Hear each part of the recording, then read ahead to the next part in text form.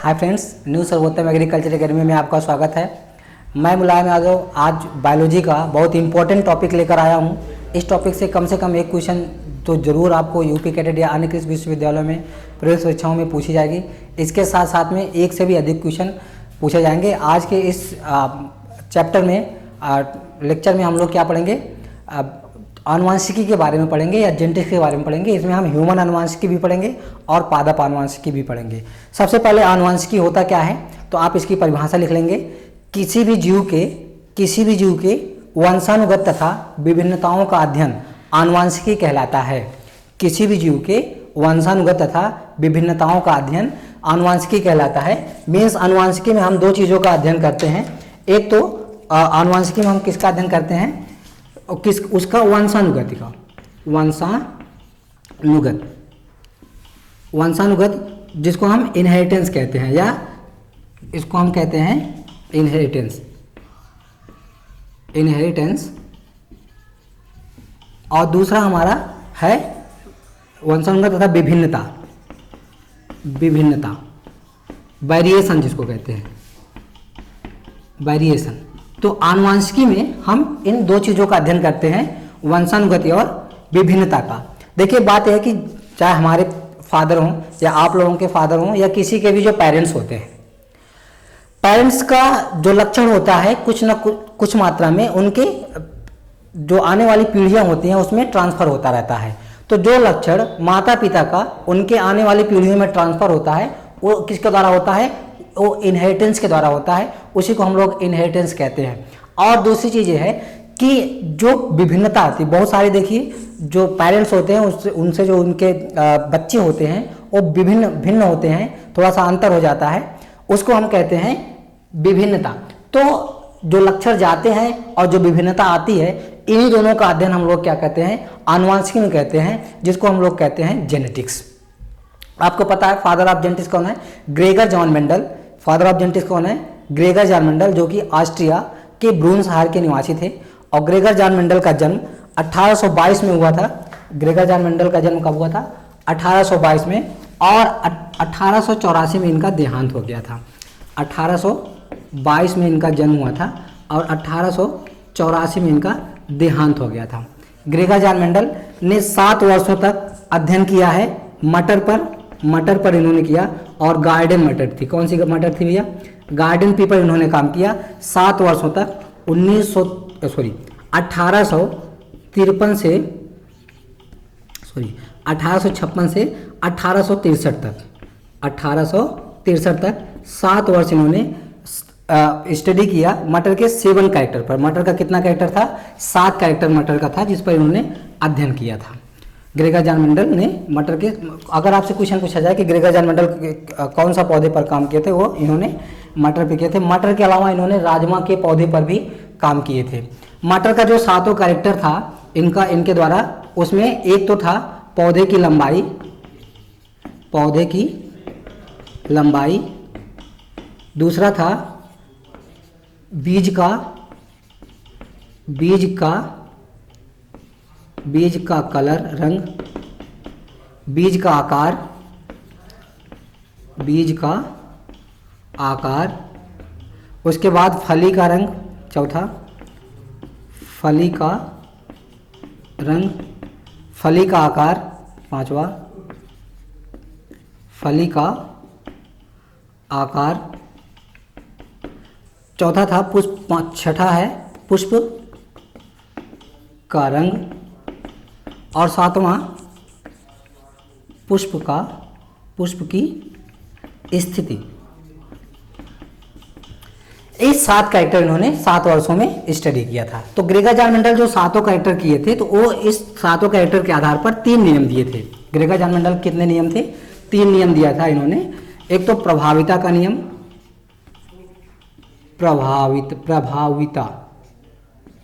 प्रभाविता law of dominance जिसको कहते हैं का नियम, प्रभाविता का नियम। दूसरा अलगाव का जिसको हम लॉ ऑफ सेग्रीगेशन कहते हैं। और तीसरा स्वतंत्र अपव्यूहन का नियम, स्वतंत्र अपव्यूहन अभ्यूहन का नियम, ये इन्होंने 3 नियम दिया था, प्रभाविता का नियम, अलगाव का नियम और स्वतंत्र अभ्यूहन का नियम। Law of dominance, law of independence, law of segregation and law of independence assortment.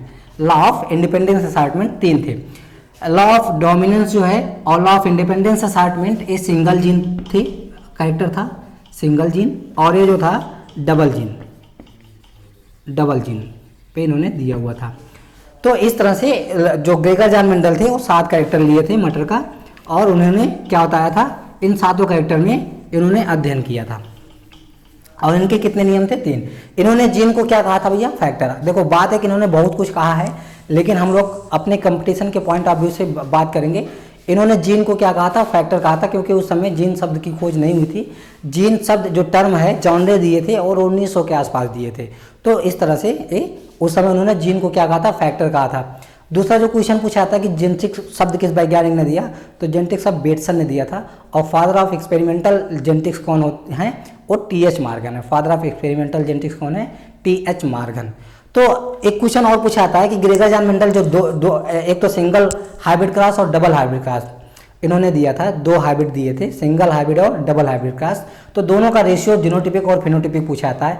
सबसे पहले हमको ये देखना है कि फिनोटिपिक रेशियो क्या है और जीनोटिपिक रेशियो क्या है। फिनोटिपिक का मतलब होता है फिजिकली। जैसे हम किसी पौधे को देखते हैं तो पौधे को देखने से उसकी हाइट पता चलती है, उसमें किस कलर का रंग है, कलर का रंग पता चलता है। उसके बाद पुष्प कहाँ लगे हुए हैं, टर्मिनल पर लगे हुए हैं, एग्जिलरी पर लगे हुए हैं, उसकी पता चलती है। पुष्प का कलर क्या है, ये सब इत्यादि चीज़ें जो है वो जो हम बाहर से जिसको हम ऑब्जर्व कर लें, एक्सटर्नल बाहर से जिसको हम ऑब्जर्व कर लेते हैं, करके बता देते हैं कि इसमें ऐसा इसका है, तो उसको हम कहते हैं फिनोटिपिक कैरेक्टर कहते हैं। जीनोटिपिक का मतलब हम जब उसका इंटरनल कैरेक्टर होता है, जब हम जेनेटिकली उसका हम अध्ययन जीन से करते हैं तो हमें पता चलता है कि ये क्या है, इसका जीनोटिपिक रेशियो क्या है। अब हम बात यहाँ पे 2 क्रॉस करते हैं, मोनोहाइब्रिड और डाईहाइब्रिड। मोनोहाइब्रिड में उन्होंने law of segregation, law of dominance का प्रयोग किया था। डाईहाइब्रिड में स्वतंत्र अभ्यूहन के नियम का प्रयोग उन्होंने किया था। मोनोहाइब्रिड में उन्होंने केवल एक जीन को लेकर चले थे और डाईहाइब्रिड में उन्होंने 2 जीन के लिए। अब बात यहाँ पे जीन की है, तो आपको पता है किसी भी जीन के 2 रूप होते हैं, किसी भी जीन के 2 एलील होते हैं। कितने? 2।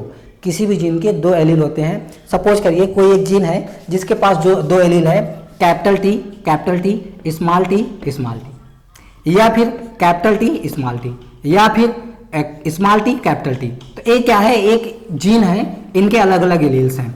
अब यहाँ पे बात आती है होमोजाइगस और हेटेरोजाइगस का। अगर किसी एक जीन के दोनों एलील समान होते हैं तो इसको कहा जाता है होमोजाइगस। बहुत इंपॉर्टेंट है। यदि किसी एक ही जीन के दोनों एलील समान होते हैं उसको होमोजाइगस। जैसे यहाँ पे एक ए होमोजाइगस हो गया, दूसरा हो गया। अब यहाँ पे क्या है भैया? हमारे हेटेरोजाइगस है, हेटेरोजाइगस। ये हमारा हो गया हेटेरोजाइगस। दोनों क्या है? ये अलग अलग है, दोनों एलील समान नहीं है। एलील की परिभाषा की अगर हम लोग बात करें, alternative form of A gene is called allele. Alternative form of A gene is called allele. अब यहाँ पे क्या है कि इनका हम रेशियो जैसे निकालते हैं। सपोज करिए कोई हमारे पास पौधा है, ठीक है, और जो पौधा है उस पौधे की अगर हम बात करें तो उसमें पौधा जो है एक टाल है और दूसरा ड्वार्फ है। 2 पौधे हैं और टाल का जो जीन है वो कैपिटल टी, ड्वार्फ का स्मॉल जी। इससे हम क्रॉस कराएं। क्रॉस करवाने के बाद जो हमको F1 में मिला, F1 फिलियल 1 कहते हैं, F1 में हमको कैपिटल टी और स्मॉल टी मिला। अब कैपिटल टी स्मॉल टी मिलेंगे तो इसमें ये जो पौधा होगा ये क्या होगा? टाल होगा। पौधा क्या होगा? टाल होगा। अब यहाँ पे बात क्या आ गई?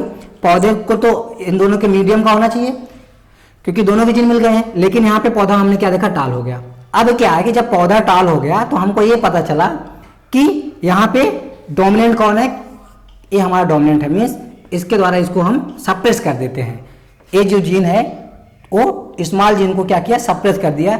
इसी को कहा जाता है डोमिनेंसी, लॉ ऑफ डोमिनेंट इसी को कहा गया। अब इसका अगर हम F2 जनरेशन देते हैं, F2 जनरेशन में क्या हो गया? F2 जनरेशन में अगर हम इसी का क्रॉस करवाते हैं, F2 जनरेशन में अगर क्रॉस करवाते हैं कैपिटल टी और स्मॉल टी, ये जो हमारा एक गैमेट बना हुआ है, तो देखते हैं कि हमको एक तो पौधा टाल मिला, दूसरा जो मिला वो भी टाल ही मिला, और तीसरा जो मिला वो भी टाल ही मिला, और चौथा जो पौधा मिला हमको वो क्या मिला? स्मॉल मिला, स्मॉल टी और स्मॉल टी। अब यहाँ पे हम रेशियो की अगर बात करें तो आपको दिख रहा होगा कि 1 2 3 पौधे की लंबाई क्या है? दिख रहा है? पौधे की लंबाई क्या है? वो पौधे की लंबाई यहाँ पे हम देखते हैं कि 3 पौधा ऐसा है जो कि लंबा है और एक पौधा छोटा है। तो देखने से हमको लंबाई का पौधा पता चल गया, लेकिन जीन का अनुपात नहीं पता चलेगा, इसलिए इसका फिनोटिपिक रेशियो क्या हो गया, सिंगल क्रॉस का क्वेश्चन पूछाता है, एकल संकर का F2 जनरेशन का फिनोटिपिक रेशियो क्या होता है। तो सिंगल क्रॉस का F2 जनरेशन का जो फिनोटिपिक रेशियो होता है 3:1 होता है। और अगर जीनोटिपिक बात की बात करें तो वो 1, ये हमारा एक ही हो गया, 1:2, 1 और 2 एक ही समान है, तो 2:1 ये हमारा। तो इस तरह से 3 हो गए। तो फिनोटिपिक रेशियो और जीनोटिपिक रेशियो इस तरह से हमको सिंगल क्रॉस का दिखता है। अब बात आती है डबल क्रॉस की। ऐसे सेम एज डबल क्रॉस भी होता है। डबल क्रॉस में क्या करते हैं, हम एक साथ 2 जीन को लेकर चलते हैं। 2 जीन में क्या हो जाता है कि जो हमारे नंबर ऑफ प्रोजनी बनती है 16 बनती है।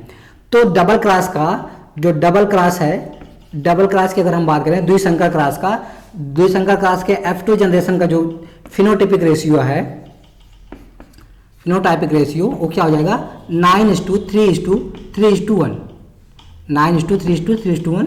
ये हो गया हमारा फिनोटिपिक रेशियो डबल संकर का F2 जनरेशन का। उसके बाद उसके बाद बात आती है जीनोटिपिक की। जीनोटिपिक में क्या होता है 1:2:2:2:4:2:1:2:1 3 4 5 6 6 4 10 10 2 12 12 12 12 2 14 15 3 3 1 4 4 2 6 6 4 1:2 1:2 1:2 4:2 1:2 1:1 तो 1 2 3 4 5 6 7 7 4 11 12 13 14 15 3 4 5 6 7 7 4 11 11 2 13 ये नहीं रहेगा, ठीक है भैया। तो 6 4 10 और 3 3 6 10 6 16 ओके, शुरू में ही सही था। तो 16 इनके भी होते हैं, 16 इनके भी होते हैं। तो ये हमारा फिनोटिपिक रेशियो है और ये जीनोटिपिक रेशियो। फिनोटिपिक रेशियो 1:2 1:2 4:2 2:1 ये हमारा क्या है जीनोटिपिक रेशियो है डायहाइब्रिड क्रॉस का। इसके साथ साथ में ग्रेगर जान मेंडल से और जो क्वेश्चन पूछे आते हैं कि ग्रेगर जान मेंडल का जो पत्रिका था वो सबसे पहले किस सोसाइटी में पब्लिश हुआ था, तो फ्लोर नामक सोसाइटी में इनकी जो है पत्रिका पब्लिश की गई थी सबसे पहले 1865 में। बात है कि 1800 इन्होंने इनका जो नियम है ग्रेगर जान मेंडल के जो नियम है, जो इन्होंने तीनों नियम दिए, तो जब असेंबली के पास ले गए तो वो फेल हो गए, क्योंकि इन्होंने सबसे पहले सांख्यिकी का प्रयोग किया था, मैथ का, इसलिए इनका जो है और वैज्ञानिकों की समझ में इनकी बात नहीं आई, तो इनकी बात को वैल्यू नहीं दिया गया। उसके बाद 1900 में फिर ह्यूगो डिब्रीज, सार्मक और कोरेंस 3 वैज्ञानिकों ने 1900 में इनके नियम को पुनः खोजा। ये भी क्वेश्चन पूछा आता है, तो ये आप याद रखेंगे। ये तो हो गया ग्रेगर जान मेंडल की बात, इन्होंने क्या क्या किया मैटर के पौधे पर। अब बात आती है मानव आनुवंशिकी। मानव आनुवंशिकी के जो जनक हैं वान नील हैं। मानव आनुवंशिकी के जनक जो है वो वान नील हैं। मानव आनुवंशिकी में हम 2-3 चीज़ें पढ़ेंगे। एक तो मानव आनुवंशिकी में सेक्स डिटर्मिनेशन कैसे होता है, सेक्स डिटर्मिनेशन के साथ साथ में हमको मानव आनुवंशिकी द्वारा जीन के द्वारा जो डिजीजेज होती हैं उसके बारे में हम लोग अध्ययन करेंगे। तो सबसे पहले हम लोग बात करते हैं सेक्स डिटर्मिनेशन का। सेक्स डिटर्मिनेशन एक क्वेश्चन पूछा आता है, theory of sex determination was given by, तो इसको लिख लेंगे McClung. Theory of chromosomal sex determination या chromosomal theory of sex determination किस वैज्ञानिक ने दिया, इसको क्या कहते हैं लिंग निर्धारण का गुणसूत्र सिद्धांत। किसने दिया, मैकलन ने दिया था। लिंग निर्धारण का गुणसूत्र सिद्धांत मैकलन ने दिया था। लिंग निर्धारण के लिए पुरुष उत्तरदायी होता है, पुरुष का वाइजिन हमने क्रोमोसोम में आपको बताया हुआ है, ये सब सारी चीज़ें आपको ऑलरेडी पता है। इसके बाद लिंग निर्धारण के बाद हम बात करते हैं बीमारियों की।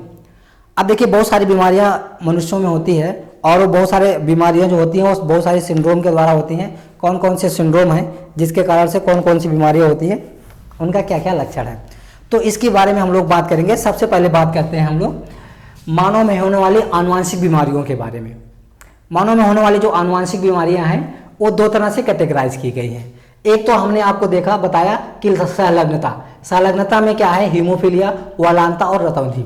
ये क्या होती है, एक्स क्रोमोसोम पर, सपोज करिए कलर ब्लाइंडनेस का जीन है तो इस तरह से होगा, या फिर हीमोफीलिया का है तो एक्स क्रोमोसोम पर होगा।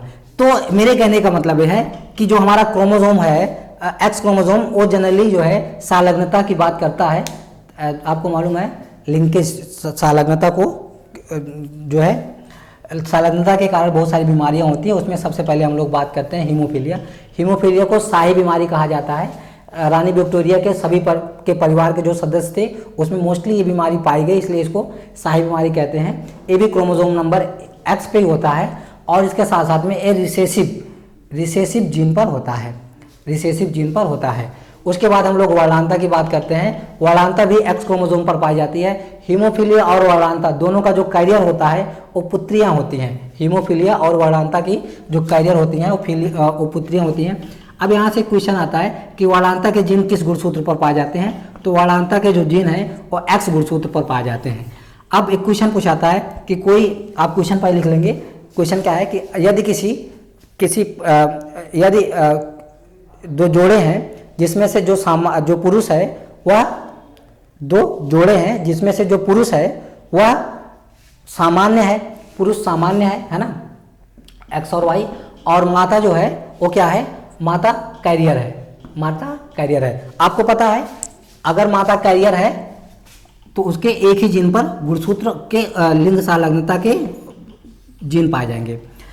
अब पुरुष क्या है, पुरुष सामान्य है और माता कैरियर है, तो इनके बच्चों में वलानता का क्या रेशियो होगा। तो हम लोग इनका सबसे पहले सीधे क्रॉस करेंगे। किसी भी का किसी से पूछे तो आप सीधे क्रॉस करेंगे। क्रॉस करते समय हम जो फीमेल है उसको नीचे रखेंगे और मेल को ऊपर रखेंगे, ठीक है।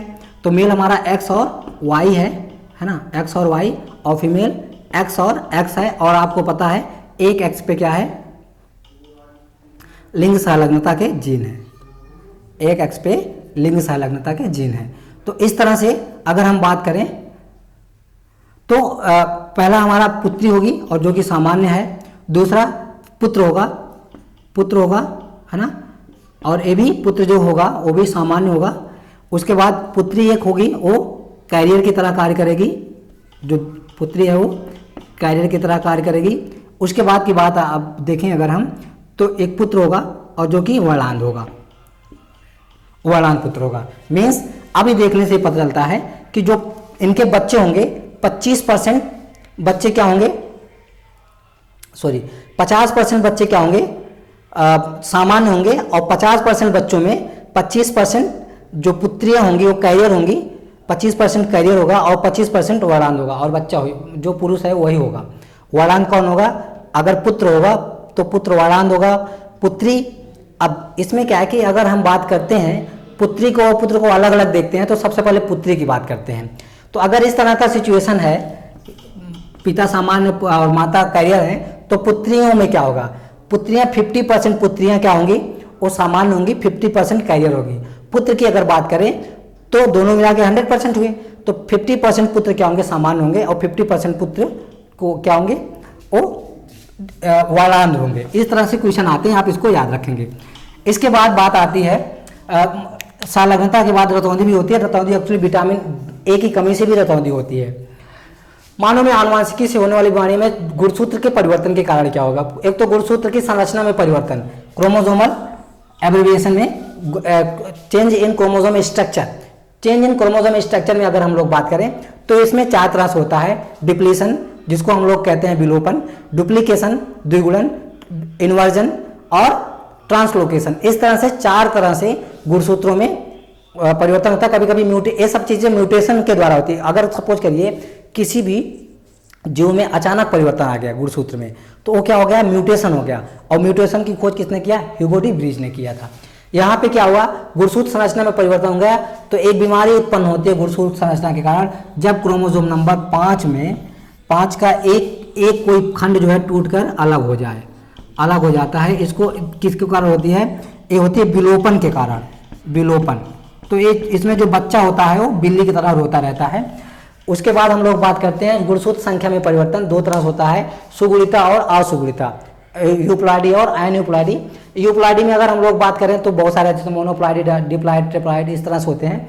इसकी बात हम लोग नहीं करेंगे क्योंकि ये पादप के केस में होता है, ये पादप के केस में होता है। यहाँ हम जंतुओं के केस में बात करेंगे असुगुणिता। जंतुओं में क्या है कि दो तरह से होता है, हाइपरप्लॉइडी और हाइपोप्लॉइडी। हाइपोप्लॉइडी में क्या है आपको मालूम है, हाइपोप्लॉइडी में ट्राइसोमी और टेट्रासोमी होता है। एक क्वेश्चन पूछा था कि ट्राइसोमी का सूत्र क्या है, टेट्रासोमी का सूत्र है, बीएचयू में कई बार आया हुआ, आप इसको ध्यान से लिख लेंगे। मोनोसोमी का क्या है और नलिसोमी का क्या है। तो असुगुणिता दो तरह की होती है, अधिगुणिता और अधोगुणिता। अधिगुणिता में क्या होगा, गुणसूत्र बढ़ जाएगा। अधोगुणिता में क्या हो जाएगा, गुणसूत्र कम हो जाएगा। तो इसमें क्या होता है कि एक ट्राइसोमी होती है, ट्राइसोमी के कारण हमारे सिंड्रोम्स होते हैं, डाउन सिंड्रोम, एडवर्ड सिंड्रोम, पटाव सिंड्रोम और क्लीनेफेल्टर। डाउन सिंड्रोम की अगर हम लोग बात करें तो ये बहुत घातक बीमारी होती है और इसमें मुख जो है गोल हो जाता है, माथा चिपटा हो जाता है। इसको मंगोलिक जड़ता भी कहते हैं, मंगोलिक जड़ता भी कहते हैं। गुणसूत्र नंबर 21 में एक और कॉपी पेयर हो जाने के कारण हो जाता है, मीन्स गुणसूत्र संख्या 21वें पे प्लस एक और हो जाता है, मीन्स इसमें गुणसूत्रों की संख्या टोटल अगर देखा जाए 47 हो जाती है। 47 सभी सिंड्रोम में गुणसूत्र 47 ही हो जाएंगे।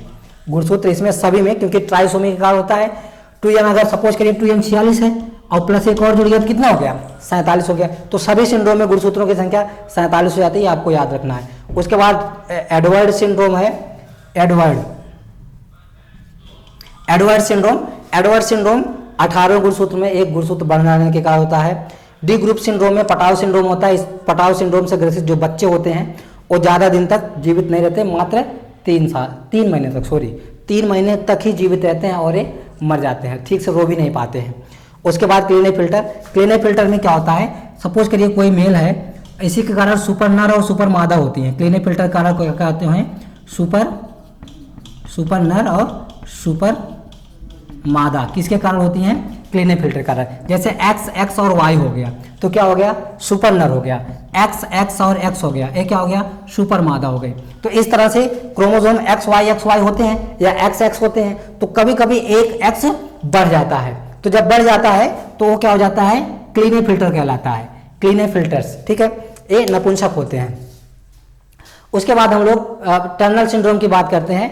अधोगुणिता के कारण होती है या मोनोसोमी के कारण होती है। टर्नल सिंड्रोम में गुणसूत्र संख्या 21वें के स्थान पर 23वें के स्थान पर 2n-1 हो जाता है, मीन्स 46 के बजाय एक कम कर देंगे तो गुणसूत्र 45। इस केस में गुणसूत्र 45 हो जाते हैं। और टर्नल सिंड्रोम से महिलाओं में ऐसा होता है, इसमें जो टर्नल सिंड्रोम से ग्रसित व्यक्ति होते हैं वो शुरू में सामान्य बच्ची की तरह होते हैं, लेकिन एडवांस स्टेज में इनका अंडाशय विकसित नहीं होता है, जिसके कारण ये नपुंसक हो जाते हैं, ठीक है। स्तनाग्र विकसित होते हैं लेकिन अंडाशय विकसित नहीं होता टर्नल सिंड्रोम से, ये बाद में नपुंसक की तरह हो जाते हैं। तो आपको इसमें ये रखना है कि कौन सा सिंड्रोम किस पे होता है। 23वें जोड़े गुणसूत्र पर होता है, ये भी 23वें पर होता है। ये डी ग्रुप में होता है, डी ग्रुप में 5 आते हैं, 3 आते हैं, 13, 14 और 15वां जो पेयर है वो डी ग्रुप का गुणसूत्र है। आप इसको याद रखेंगे, इसमें से किसी में भी हो सकता है। ये हमारा मानव जेनेटिक्स था। जेनेटिक्स आपको बहुत रेयर केस में समाप्त हुआ, आप इसको पढ़ लेंगे, इसमें से जरूर क्वेश्चन आ जाएगा। थैंक यू, आज के लिए बस इतना ही, धन्यवाद।